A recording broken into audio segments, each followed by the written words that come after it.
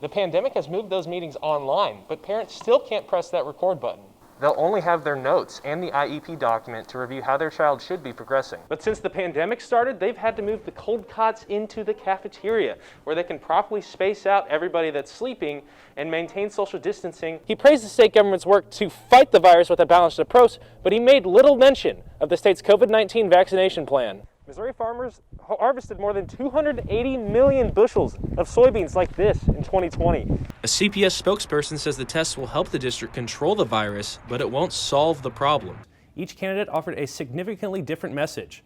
Parson focused on the Missouri economy, while Galloway spoke about Parson's handling of the pandemic. Students I talked to today worried about the message of the tombstone and the school's added security sends. Missouri currently ranks dead last among states in the vaccination rate of citizens. House Bill 228 would let parents record their child's IEP or 504 meetings. It's the same legislation that passed in the House last session but ran out of time in the Senate. Michelle Roboto is a board member for Missouri Disability Empowerment.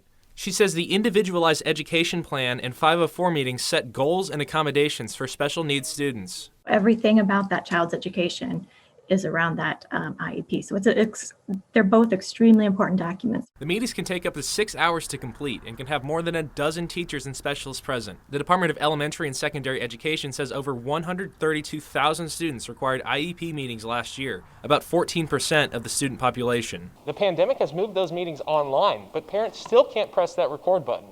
They'll only have their notes and the IEP document to review how their child should be progressing.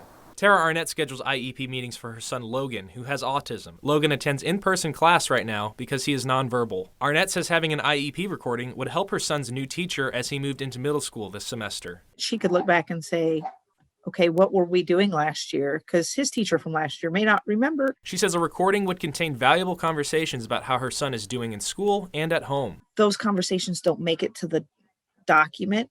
They happen and they help guide the document. Arnett says she's hopeful HB 228 will pass in the spring. CPS says it supports a statewide law. Most CPS parents can't record those meetings, but I did find a workaround while researching this story. Only those with a disability under the ADA can record, if they request that at least 3 days before the meeting. The parents and officials I talked to want to see the bill pass so every parent can have that opportunity. In the newsroom, John Jenco, KMU 8 News. Columbia police are shown detaining Jerica Owens last Friday night, just after 7 p.m. Jacqueline Watts arrived in a car with James McDaniel Jr. and Owens just minutes before. Watts starts filming on Facebook Live after Owens is put in handcuffs and struggles with officers.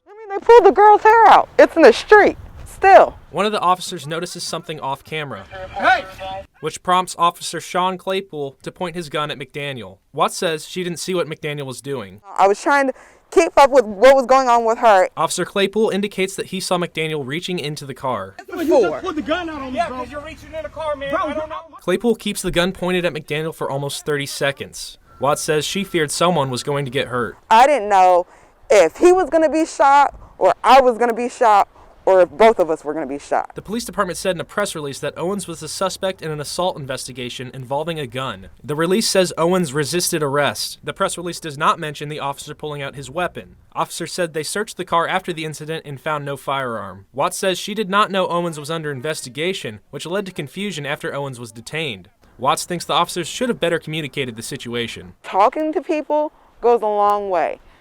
Not going in with your guns drawn goes a long way. Owens was charged with third-degree assault and resisting arrest. In Columbia,